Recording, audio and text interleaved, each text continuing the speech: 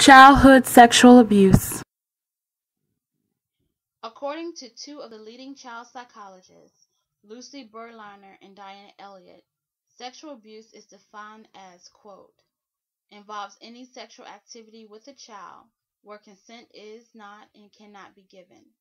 This includes sexual contact, which is accomplished by force or threat of force, regardless of the age of the participants, and all sexual contact between an adult and a child, regardless if there is deception or the child understands the sexual nature of the activity. Sexual contact between an older and a younger child can also be abusive if there's a significant difference in age, development, or size, rendering the younger child incapable of giving informed consent. The sexual abusive acts may include sexual penetration, sexual touching, or non-contact, such as exposure. Unquote. According to RAINN, one of the largest and leading anti-sexual violence organizations in America, every 2 minutes someone is sexually assaulted. This amounts to 207,754 victims. Out of these victims, 44% are under the age of 18. 2/3 of the assaults are committed by someone the victim knows, and 38% are a friend or acquaintance. Long-term effects.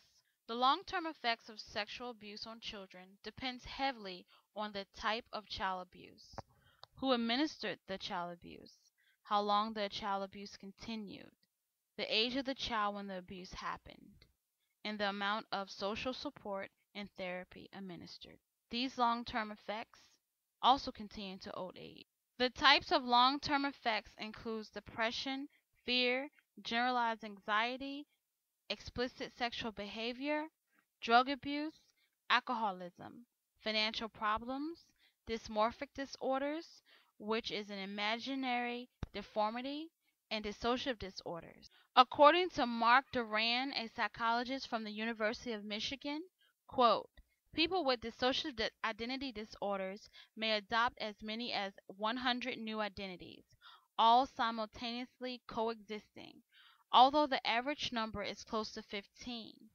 In some cases, the identities are complete, each with its own behavior, tone of voice, and physical gestures.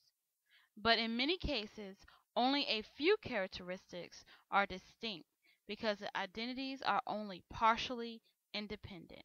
Unquote.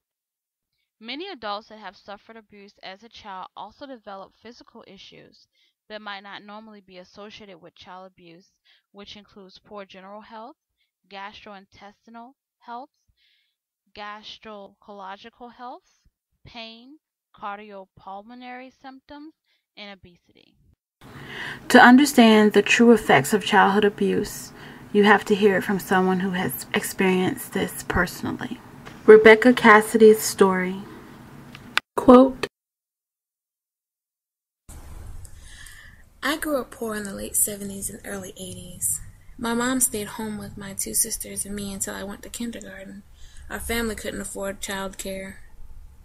Kindergarten was a half-day affair, so my mom asked my aunt, who lived across the street, if she would babysit in the afternoons. She had no way of knowing she was making a decision that would change my life forever. My mom went to work at a sewing factory for piecework, meaning that her hourly wage was based on how many items she sewed. In order to make a decent wage, she had to work her butt off, and she indeed worked her butt off. She was one of the fastest operators the company ever had, and when she came home, she was exhausted. Kaput.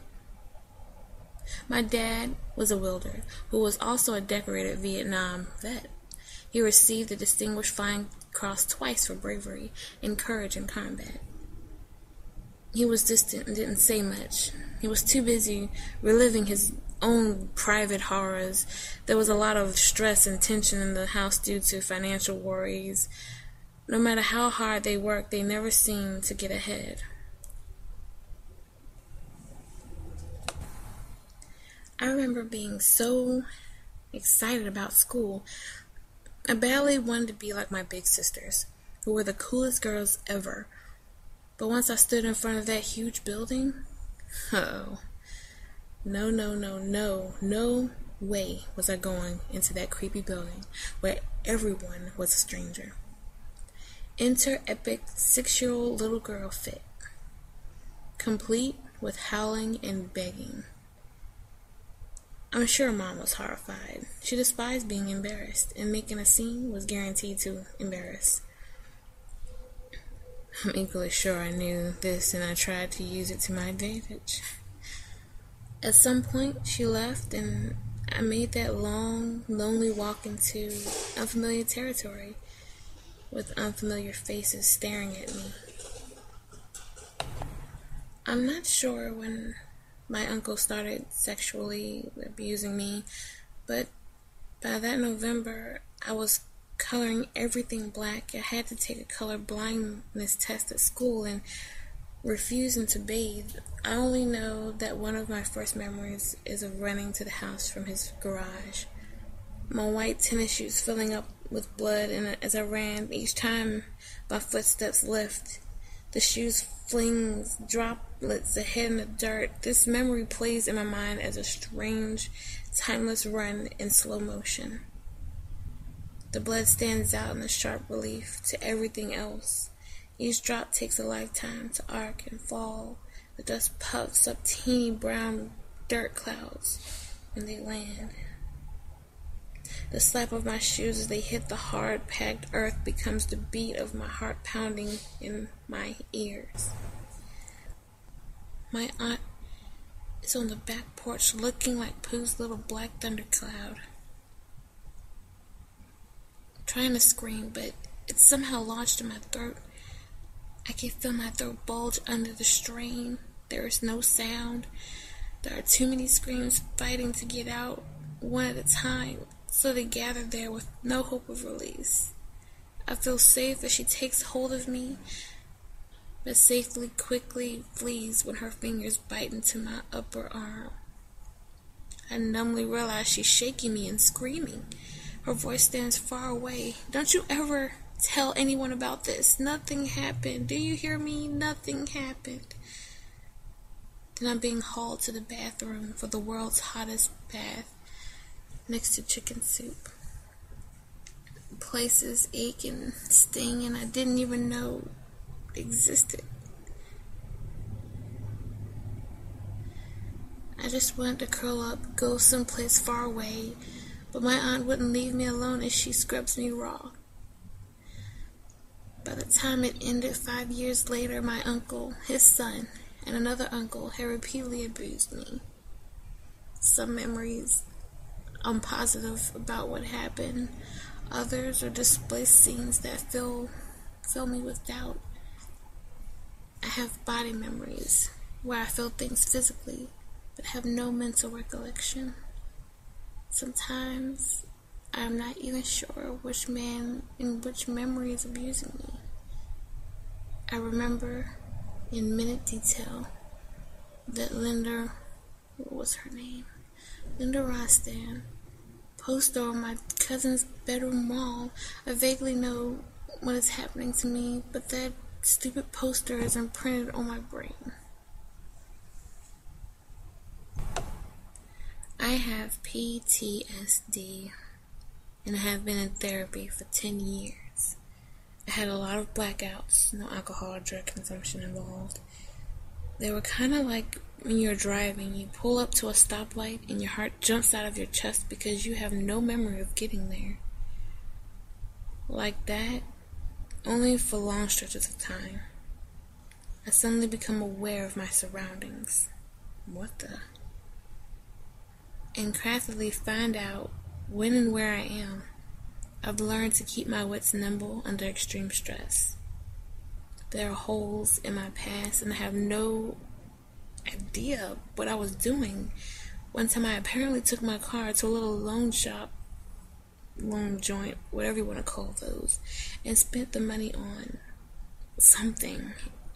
I hope it was something interesting, like flying somewhere really cool to have awesome adventures.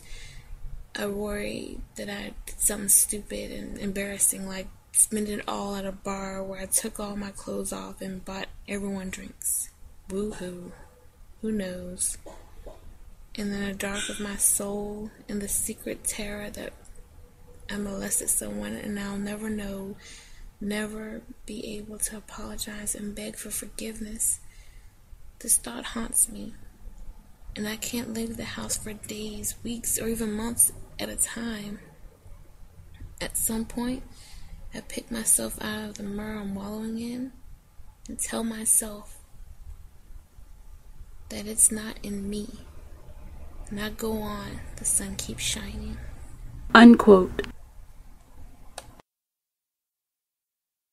There are many disorders that are associated with the increase in continual production of stress hormones in the blood.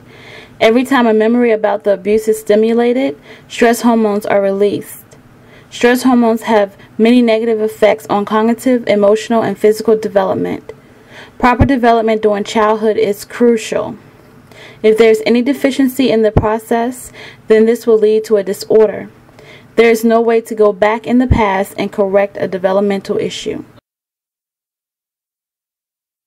Antidepressants provide people with depression some relief from the mental illness. Antidepressants help balance hormones within the body so the person can feel less depressed. Anxiety medications work as blockers. They do not allow certain hormones to be secreted by the cells. This also helps with emotional balance. One of the leading treatments for adults who have been victims of childhood sexual abuse is cognitive behavior therapy. Cognitive behavior therapy is well known and used by psychologists to change the way a person thinks.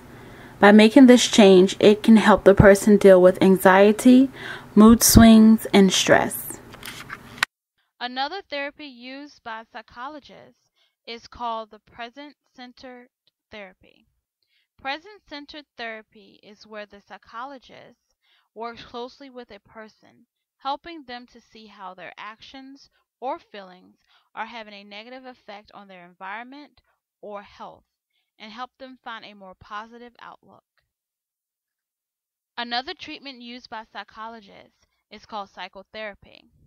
This treatment involves one or more sessions with a therapist, where the child is allowed and encouraged to develop a relationship with the therapist in order to build trust. This trust will allow the child to open up in the session so that the therapist will be able to help the child to bring buried issues to the surface and allows them to deal with any self-esteem issues along with any self-hating issues the child might have. This works best when there is a support system that surrounds the child, allowing the child to express their feelings openly. This also allows the child to start to build trust in people again, builds trust with family and friends. The building of trust allows the child to reconnect socially. Within the field of psychology, there are also new types of research being done in order to increase the effectiveness of therapy issued. Many victims of childhood abuse may not receive the proper treatment. One reason could be that the parents of the child feel that therapy is not needed, or they may feel that this would cause embarrassment if addressed. Another reason why abuse is overlooked is because there is only a small amount of evidence-based therapies available. Many of the known disorders do not have any known therapy treatments. Research psychologists are still looking for effective treatments for many of the disorders that are associated with childhood abuse. In order to cope with damaging effects of childhood sexual abuse, the victim should receive proper therapy so they can first see that the abuse was not their fault. Medication can be used even though there are side effects. The problem with medication is that it can become addictive, and once the victim is taken off the medication, then the effects of the medication diminishes. If the victim has a large network of support and people that they are able to trust around them, they will be able to have increased willpower to continue to make improvements. The effects of childhood abuse can cause a person's life to spiral out of control. With increased amounts of bodily and emotional problems, the person may feel that they are trapped. With continual therapy along with medication and social support, the person can start to see that life without the hurt and pain is possible. People who suffer from some of the disorders mentioned may not be able to overcome all the cognitive, emotional, and developmental issues that they face 100%, but with time their outlook on life will improve a great deal.